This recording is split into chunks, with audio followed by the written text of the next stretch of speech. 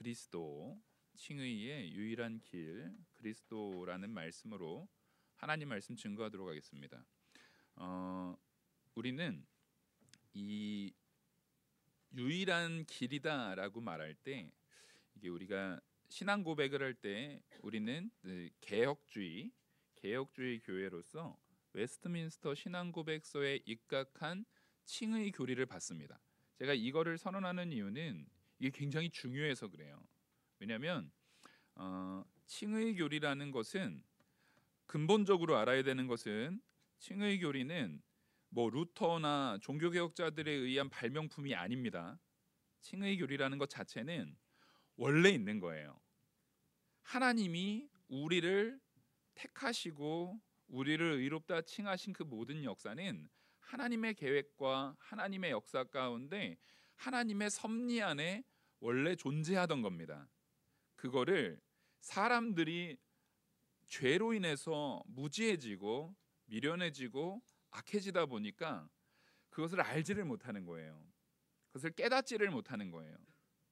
그러다 보니까 그것을 전혀 바로 깨달아 인지하지 못하고 엉뚱하게 칭의라는 것 자체를 엉뚱하게 해석해 나가고 있다가 다시금 하나님께서 성령의 조명을 통해서, 특별히 이 종교개혁 당시 그 루터라는 인물, 혹 또 루터 이후에 많은 종교개혁자들을 통해서 그것을 들춰내 주신 것뿐입니다.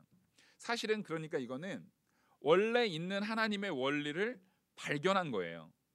절대로 종교개혁에 의한 발명품이다, 뭐 사상적 발명품이다라는 형태로 받아들이셔서는 절대 안 됩니다.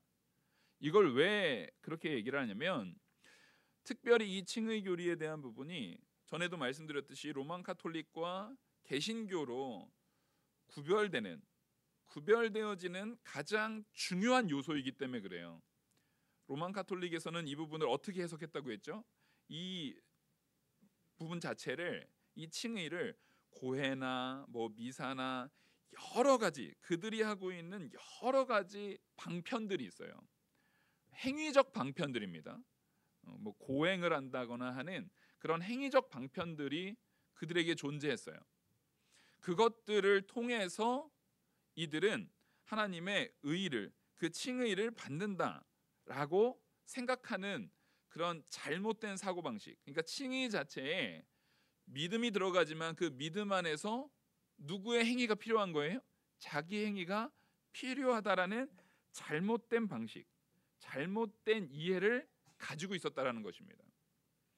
여기에 속아 넘어가서는 안 되기 때문에 하나님께서 그 상태로 내버려 두지 않고 그 안에서 택한 백성들을 진리의 길로 인도하시기 위해서, 이게 중요해요. 택한 백성들을 진리로 인도하시기 위해서 말씀을 통해 깨닫게 하신 겁니다. 말씀을 통해서 다시금 일깨워 주신 겁니다. 그게 우리에게 가장 중요한 요소죠. 하나님이 깨닫게 해주시지 않으면, 여기에서 중요한 것은 하나님께서 말씀을 통해서 깨닫게 해주셨습니다 라고 제가 말씀드리는 이유는, 하나님께서 말씀을 통해서 깨닫게 해주시지 않으면 우리가 알 길이 있습니까, 없습니까? 없어요. 그러니까 이것은 시작부터 끝까지 사람에게로부터 나온 것이 없습니다. 사람의 의나 사람의 지혜나 사람의 능력이나 사람의 어떠한 요소에서도 그 해답을 찾을 수가 없어요. 그걸 놓치는 순간에 우리는 사실 모든 걸 놓치게 됩니다. 그래서 이 칭의 교리라는 것 자체가, 제가 일부러 이 신학적 용어를 다 쓰려고 애를 쓰는 이유가 거기에 있어요. 이것을 가지고 교묘하게 용어를 바꾸고 말을 바꾸고 해서 교묘하게 우리를 속이려고 하는 사람들은 지금까지도 많습니다. 근데 분명한 건 우리는 오직 하나님의 은혜로 택함 받은 거예요. 그래서 이 칭의의 제가 오늘 제목은 유일한 길이다라고 했는데, 이것을 웨스트민스터 신앙 고백서에서는요, 칭의의 유일한 도구는 이라고 표현합니다. 무슨 얘기냐면, 우리의 칭의의 도구, 칭의를 하는 어떠한 도구가 있는데, 이 도구는 사람이 쓰는 도구가 아니라 하나님이 쓰시는 도구라는 의미에서 도구입니다. 하나님이 사용하시는 도구예요. 사람의 어떠한 행위가 없어요. 사람이 사용하는 도구가 아닙니다. 칭의를 하나님께서 우리에게 주시는 도구로서 우리에게 무엇을 주셨냐면 신앙을 주셨다라는 거예요. 신앙은 믿음과 같은 말입니다.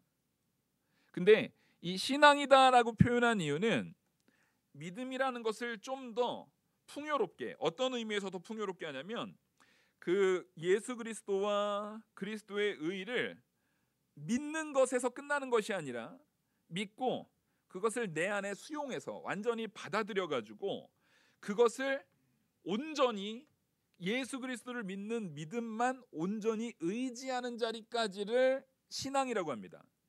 사실은 이게 믿음도 이렇게 받아들여야 돼요.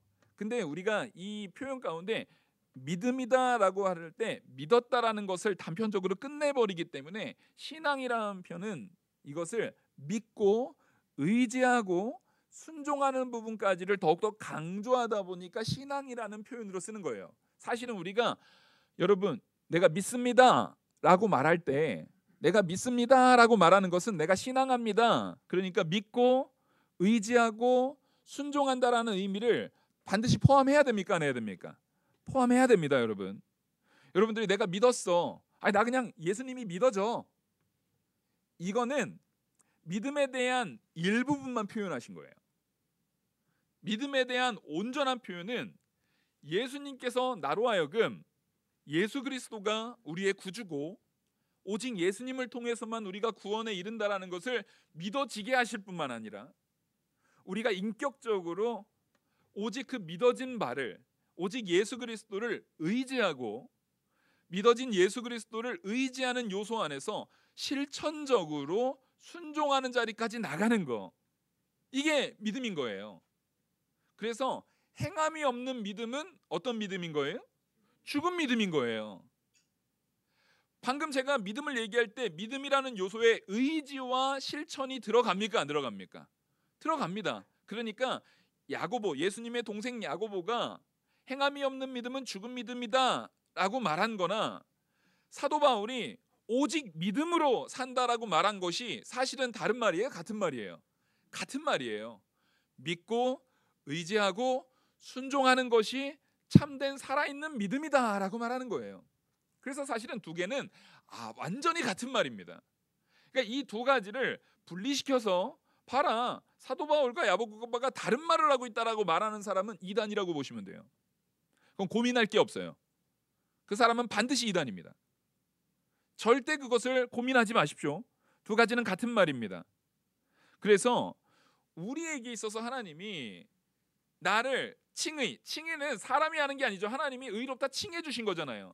의롭다 칭해 주실 때에 그것은 단지 야 그냥 내가 너 봐줄게 이게 아니라고 했죠. 거기에는 하나님의 생명의 역사가 들어간 거예요. 하나님의 생명의 역사가 들어갔기 때문에 자, 생명이 들어오면 반드시 변화가 일어납니까? 안 일어납니까? 변화가 일어나죠. 생명이라는 것은 정체되어 있는 것이 아니에요. 그 안에 역동적인 생명력, 활동력이 있는 거예요. 그래서 하나님의 생명의 역사, 바로 우리로 하여금 예수 그리스도를 믿는 믿음의 생명이 들어오면 우리가 칭의라는 것은 칭의의 유일한 도구는 제가 그리스도라고 했잖아요. 유일한 길, 그리고 이것을 웨스트민스터 신앙고백서에서는 유일한 도구로라도 표현합니다.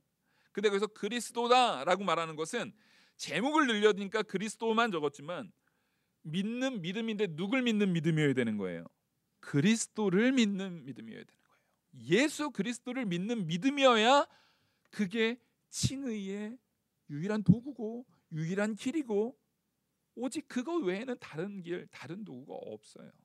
하나님께서는 그래서 우리 안에 예수 그리스도를 믿는 믿음을 심겨주신 겁니다. 심겨주실 때에 그 믿음이 우리 안에 들어오니까요, 어떠한 역사가 일어나냐면 우리의 심령 골수를 쪼개는 역사가 일어나요. 내 안에 죄악된 요소들이 있어요. 내 안에 더러움들이 있어요. 내 안에 게으름들이 있어요. 내 안에 완악함이 있어요. 그 모든 것들을 성령의 날섬검과 같이 날카로운 하나님의 역사로 그 믿음이 우리 안에 들어온 순간에, 그 믿음이라는 것은 예수 그리스도를 믿는 믿음이고 예수 그리스도만 의지하는 믿음이고 예수 그리스도의 말씀대로 순종하고자 하는 믿음이잖아요. 그러니까 그 거룩함과 대치가 되는 모든 죄악에 대해서는 그것이 가만 놔두겠습니까? 그것을 아주 강력하게 쪼개면서 파괴하겠습니까? 당연히 파괴합니다. 우리 안에 죄악된 요소들을 파괴해 나가는 거예요. 그러니까 예수 그리스도께서 우리를 의롭다 칭해 주셨다라는 것이 결국 누구를 완전히 변화시키는 역사가 시작됐다라는 겁니까? 나 자신을 완전히 변화시키는 역사가 시작됐다라는 겁니다. 그래서 여러분, 우리가 나는 의인이 되었어, 나는 택한 백성이 되었어, 나는 예수님을 믿음으로 참된 구원받은 백성이 되었어 라고 하는 것은 결과론적으로 끝나는 것이 아니라 결과이면서 과정입니다. 이것을 신학적으로는요, 이미와 아직, 이미와 아직의 신학이라고 얘기를 합니다. 우리는 이미 예수 그리스도를 믿는 믿음 안에서 예수 그리스도의 택하심 안에 이미 구원받은 천국 백성임을 믿으시기 바랍니다. 이거 누가 가로막을 수 있나요? 없나요? 없어요. 확신을 가지셔야 돼요. 우리의 신앙에 있어서는요, 나의 행위의 부족함은 내 확신을 절대 흐지부지 만들 수 없음을 분명히 하셔야 돼요. 우리는 삶 속에서 당연히 연약해집니다. 부족함이 있어요. 하지만 내 연약함과 부족함이 다른 사람들로 하여금 비아냥거림을 받을 수도 있고 다른 사람들로 하여금 공격의 대상이 될 수도 있어요.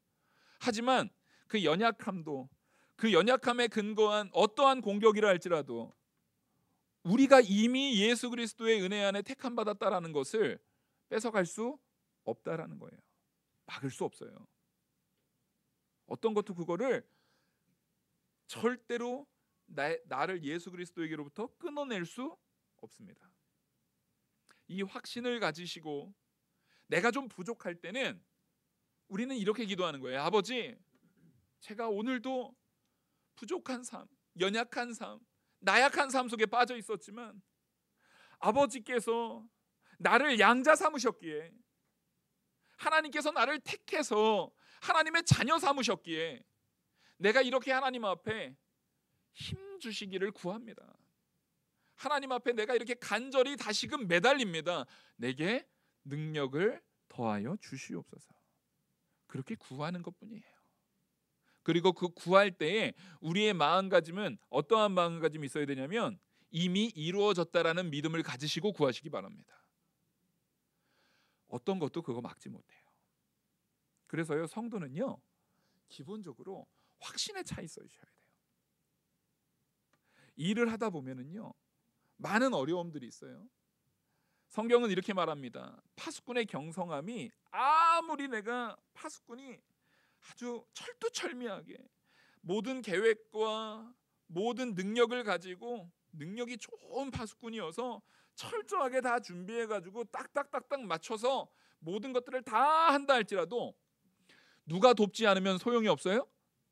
네, 하나님, 우리 하나님께서 돕지 않으시면은요, 그 경성함이 허사해요. 아무런 능력을 발휘하지 못해요.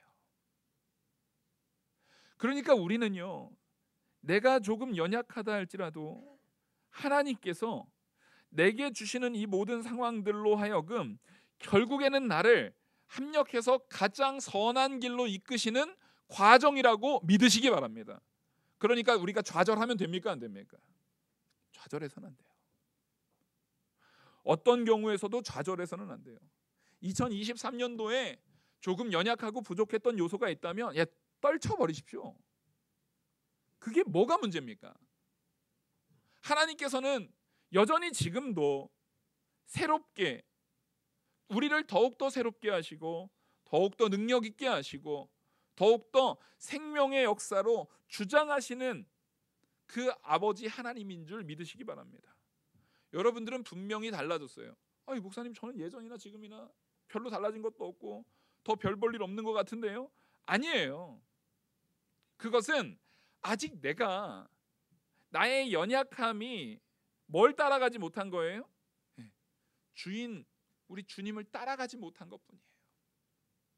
아직 따라가지 못한 것뿐이에요. 근데 분명한 건 하나님께서 우리를 이끄시는 역사는 취소된 적도 없고 멈춰선 적도 없고 좌절된 적이 없다라는 겁니다. 우리는요, 정말 가기 싫어하는 목줄에 매어져 있는 참 말 안 듣는 강아지 같아요. 그러면 그 강아지들은 내가 자기가 가기 싫으면 다리를 어떻게 합니까? 이러고 뻗어서 막 버텨요. 막 버텨요. 근데 여기서 이 강아지가 우리가 생각할 때 이렇게 막 황소만하게 큰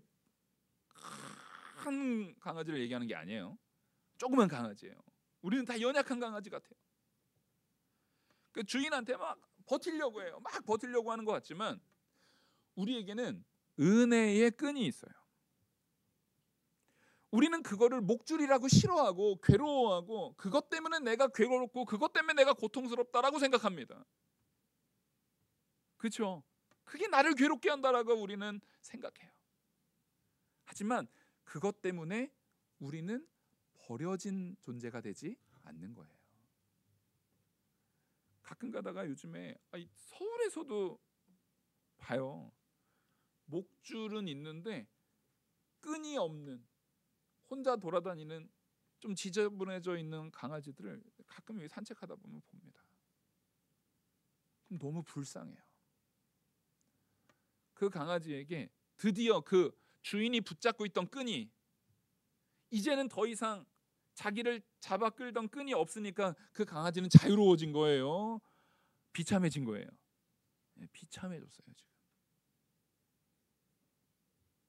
아주 불쌍해요. 언제 어떻게 죽을지 모르는 위태로운 상황 가운데 놓여져 있는 것처럼 보입니다.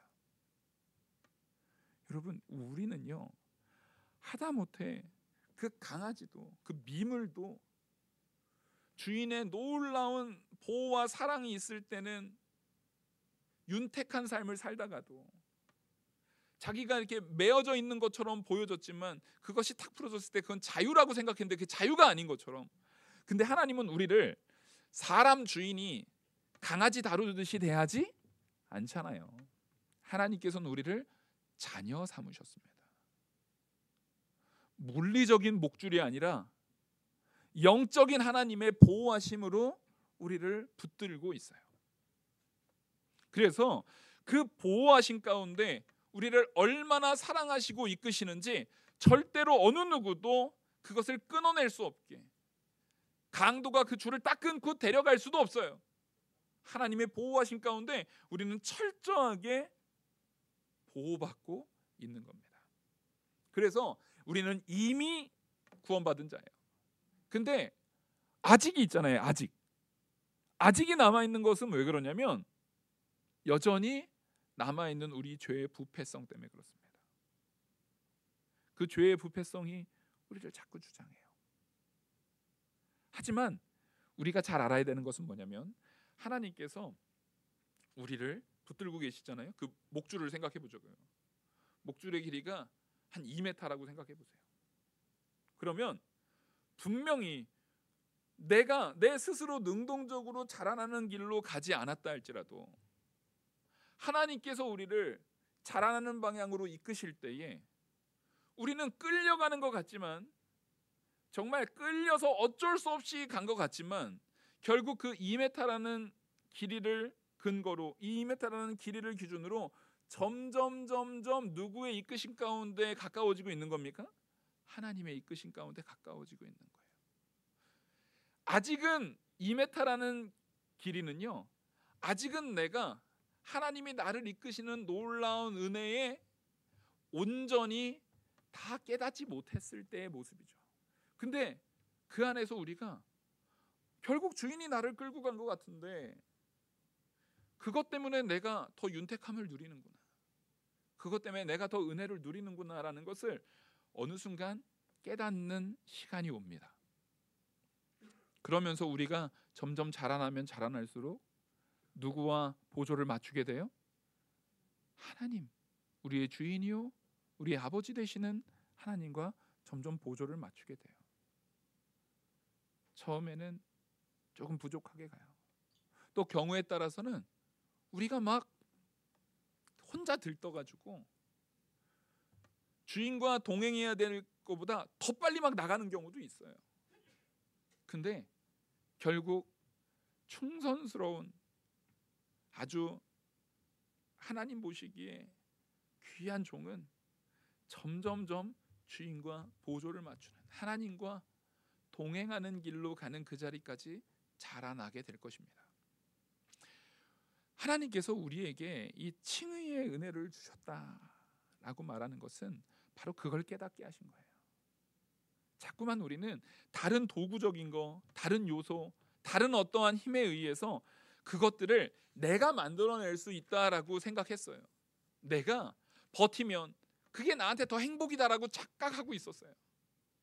하지만 하나님께서는 우리에게 그런 연약한 우리에게 유일한 길이요 유일한 도구인 예수 그리스도를 믿는 믿음, 곧 그 신앙, 바로 믿고 의지하고 순종하는 그 길을 우리 안에 심어주셨다라는 것입니다.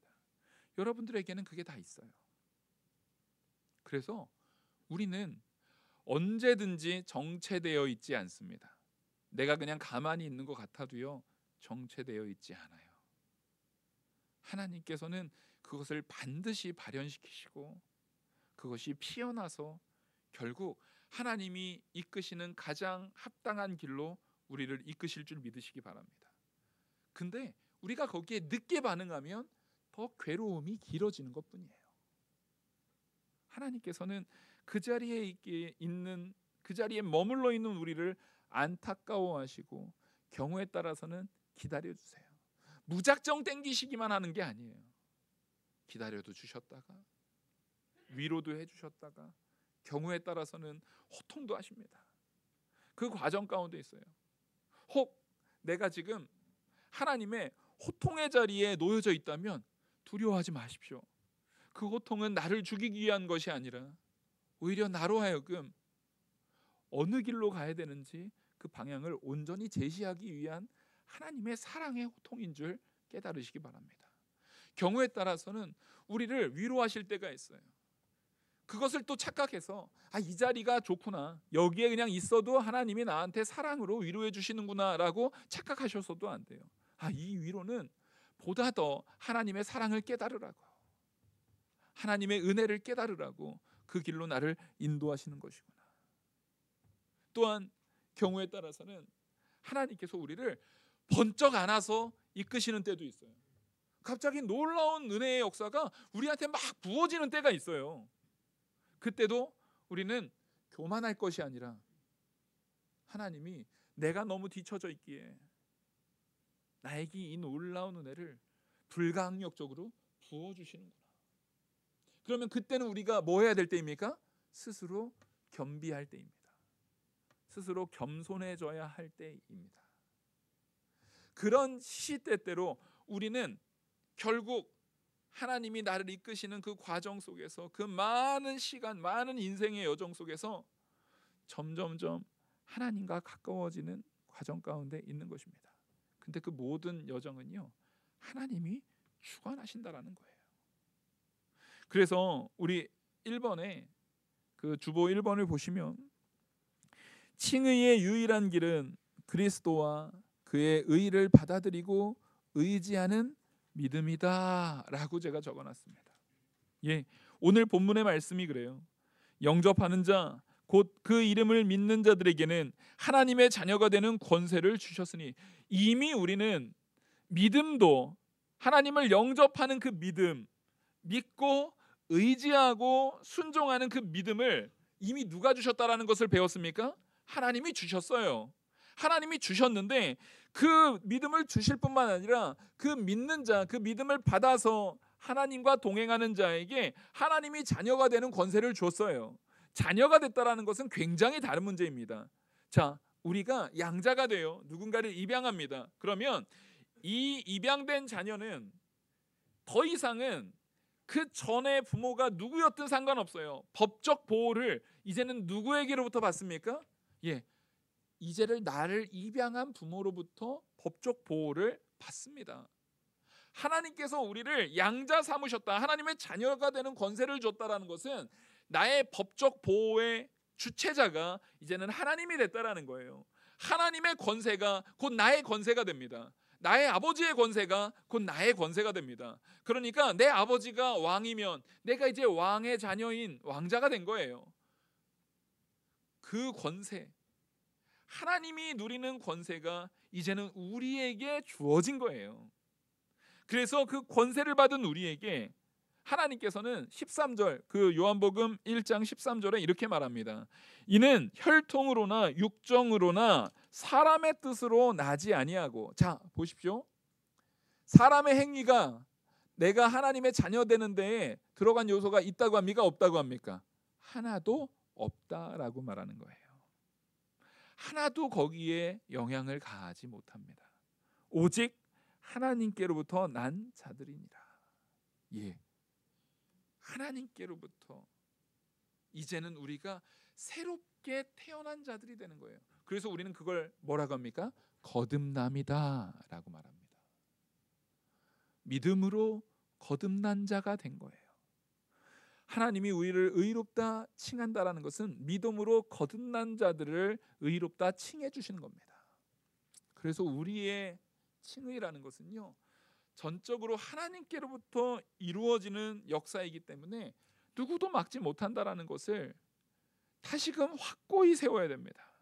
그래서 이 루터가 지금 이 가톨릭이 말할 때, 야, 그 삶 속에 행위가 있어야 돼. 여러 가지 고해도 해야 되고 여러 가지 그런 역사를 네가 다 순종하고 나가야 돼. 그래야만 너희가 제대로 살 수가 있고 제대로 나아갈 수가 있어 라고 말하는데, 그거 거짓말이에요. 그런 건 있을 수 없어요. 참 안타깝게도 이 오직 의인은 뭘로 살아요? 믿음으로 살거든요.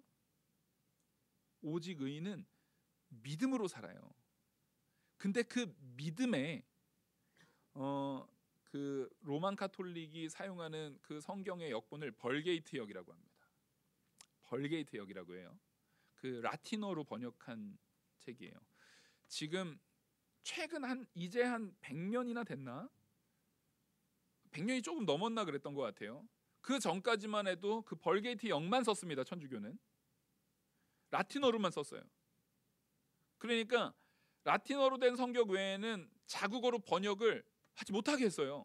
최근까지도 그랬어요. 최근까지도. 그게 바뀐 지 얼마 안 됐습니다. 근데 거기에서 이 믿음이라는 것을 뭘로 번역을 한 요소가 있냐면요, 고해로 번역한 요소가 있어요. 이게 굉장히 심각한 거예요.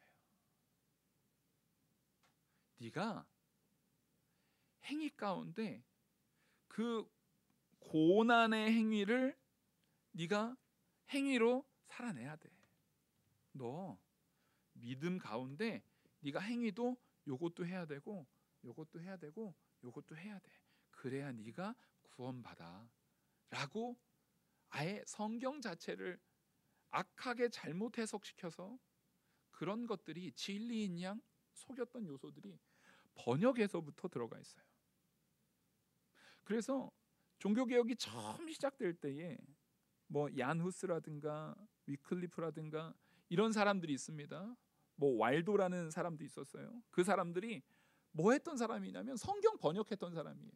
루터 이전에 한 100년 전쯤, 그 루터 이전, 바로 루터 직전에, 종교개혁이 일어나기 직전에 성경을 자국어로 번역해서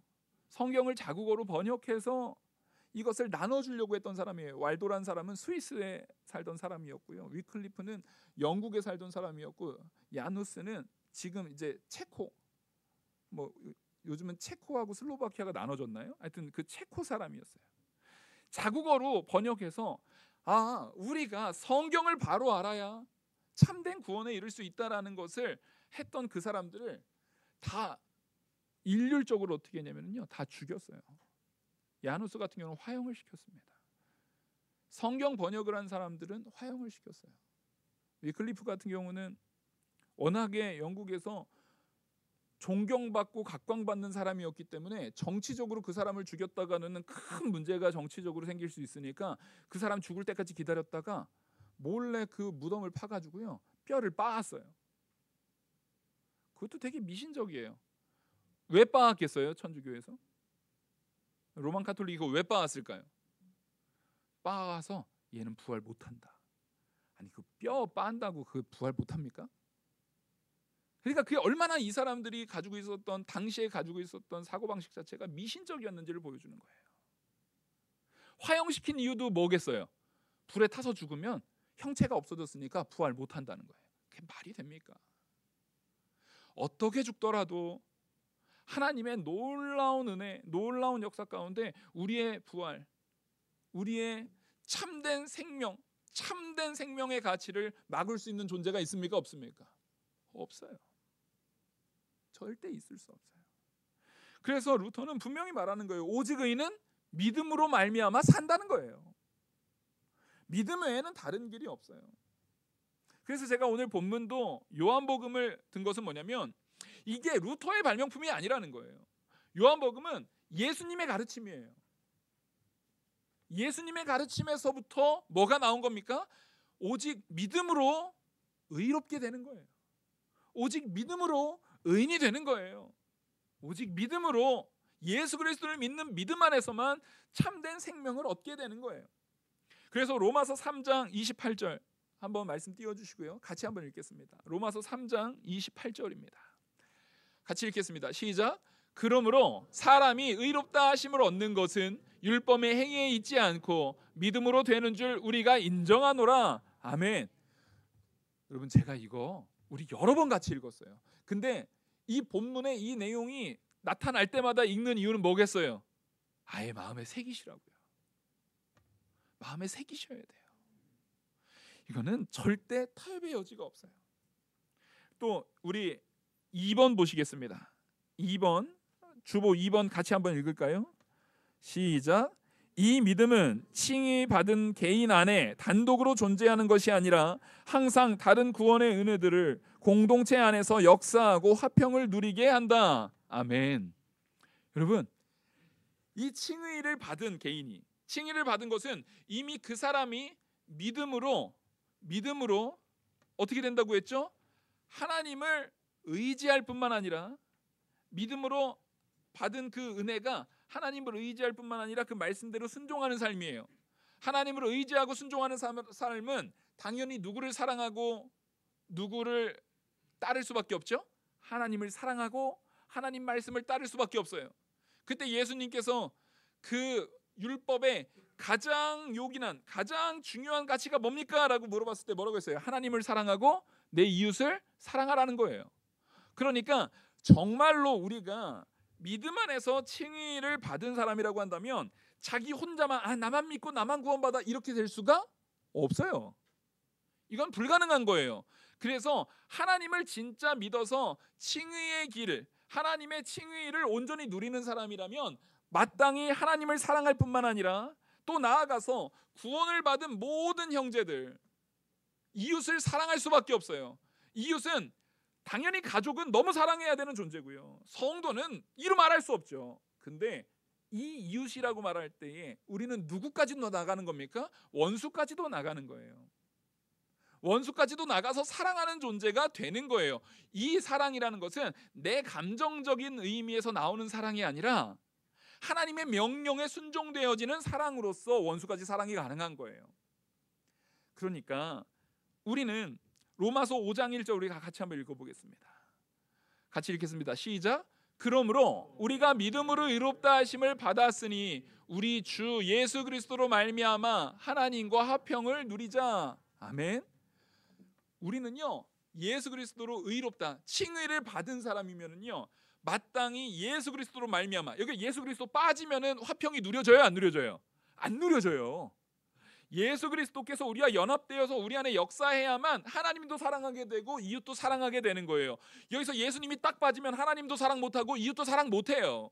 내가 지금 누군가를 사랑하지 못하고 화평하지 못하고 하나님과도 화평을 누리지 못하고 이웃과도 화평을 누리지 못하고 있다면 내가 지금 누구를 사랑하고 있지 않은 거예요? 예수님과 동행하고 있지 않고 예수님을 사랑하고 있지 못하는 거예요. 그런다고 해도, 내가 그런다고 해도 예수님은 우리를 버렸어요? 버린 적이 없어요? 버린 적이 없어요. 결국 예수님은 우리의 목줄을 끌어서라도 예수님과 동행하게 합니다. 예수님으로 말미암아 살도록 이끌어요. 그러니까 우리는 오직 예수 그리스도로 칭의받은 나는요, 이제는 화평케 하는 존재가 내가 되어졌는가 되어지지 않았는가를 통해서 나를 증명해내는 거예요. 증명한다라는 것은 이미 있는 사실을 증명하는 거잖아요. 내가 증명하지 못했다고 해서 이미 있는 사실이 부정되지 않아요. 예를 들어서 저는요, 저희 아버지는 이자 대자 환자 성함을 쓰시는 장로님이십니다. 이걸 제가 여러분들한테 저는 이대한 장로님 아들이에요 라는 것을 증명하지 못한다고 제가 그 아들이 아닙니까? 아니잖아요. 근데 제가 지적으로 좀 부족하거나 말이 어눌하거나 설득력이 없는 사람이라서 그걸 증명하지 못할 수도 있어요. 미련한 가운데 증명하지 못할 수도 있어요. 내가 증명하지 못한다고 해서 그 사실이 사라집니까? 달라집니까? 그렇지 않아요. 그거는 사실인 거예요. 예수 그리스도께서 우리를 택하시고 구원하시고 역사하시는 사실은 이미 확증된 거예요. 누가 이걸 보증합니까? 우리 안에 성령 하나님이 우리를 보증합니다. 근데 나의 연약함이 그것을 증명해내지 못한다고 해서 그것이 사라지지 않아요. 근데 하나님께서 우리를 역사하신다니까요. 강건하게 역사하시고 지혜롭게 역사하시고 붙들어서 점점 세워나가시는 가운데 우리의 삶 속에서 하나님을 사랑하는 순종이 나타나요. 그리고 이웃을 사랑하는 순종이 나타나요. 화평케 하는 역사가 나타나요. 그것이 바로 저 사람은 하나님의 자녀구나. 하나님이 택한 백성이구나. 하나님을 믿는 믿음 안에서 칭을 받은 자로서 확증되어지는 것이 저 사람의 삶에서 드러나는구나 하고 나타나는 거예요. 지금 이 순간에 내가 그 삶을 살지 못한다고 해서 좌절하지 마십시오. 하나님은 분명히 여러분들을 통해서 그 삶을 이루어 내실 겁니다. 우린 그걸 믿고 그 방향으로 추구해 나가는 거예요. 마지막 3번을 보시면 같이 읽겠습니다. 3번 시작. 칭의의 수단이 되는 믿음은 죽은 믿음이 아니라 사랑으로 역사하는 믿음이다. 아멘. 갈라디아서 5장 6절 보시겠습니다. 갈라디아서 5장 6절 시작. 그리스도 예수 안에서는 할례나 무할례나 효력이 없으되 사랑으로서 역사하는 믿음뿐이라. 여기서 할례나 무할례 이건 뭐예요? 사람이 하는 행위를 통칭해서 얘기하는 거예요. 사람이 나타낼 수 있는 행위, 율례, 사람이 하는 어떠한 그 능력, 이 모든 것들을 다 통칭하는 거예요. 근데 거기엔 효력이 없어요. 오직 예수 그리스도 안에 있는 사랑으로서 역사하는 거예요. 사랑으로서 역사하는 그 믿음. 예수 그리스도께서 우리에게 주신 그 믿음에는 반드시 무슨 사랑이 있어요? 하나님 사랑과 이웃을 사랑하는 사랑의 역사, 사랑의 능력이 있다라는 거예요. 그래서 이 칭의라는 것은 뭐냐면 법정적 선언입니다. 칭의라는 것은 예수님께서 우리를 이제는 예수 그리스도의 완전한 의를 근거로 죄인을 의롭다라고 선언한 거예요. 어디에서요? 법정에서요. 하나님이 심판자 되시는 그 법정에서 이 백성은 하나님이 내 백성으로 주셔서 예수님이 선포하는 거예요. 내 백성으로 주신 하나님이 택하신 내 백성입니다. 그래서 이 백성을 나를 믿는 믿음 안에서 이제는 의로워졌습니다라고 법적으로 땅 죄책에 대해서는 더 이상 죄가 없는, 죄책을 묻지 않는 의인으로 선언한 거예요. 이 법정적 선언은 취소될 수 있습니까? 없습니까? 절대 취소될 수 없어요. 마귀가 이것을 가지고 다시 상소하고 다시 이걸 가지고 트집 잡아서 우리를 걸러 넘어지게 할 수 없어요. 염려하지 마십시오. 예수님께서 우리에게 주신 믿음은 그렇게 허술한 믿음이 아닙니다. 우리를 택하신 그 의는, 택하여 우리에게 주신 그 의는 그렇게 연약한 것이 아닙니다. 확신을 가지시고 믿음을 온전히 더욱더 굳건히 붙드셔서 오직 하나님 은혜 안에서 내가 이제 해야 될 것은 예수님만 의지하고 예수님을 붙들고 사랑으로 나아가는 길이다. 하나님을 사랑하고 이웃을 사랑함으로 화평의 자리로 나아가는 길이다 라는 것을 오늘 이 시간 결심하는 저와 우리 모든 성도님들 되기를 간절히 축원합니다. 기도하시겠습니다.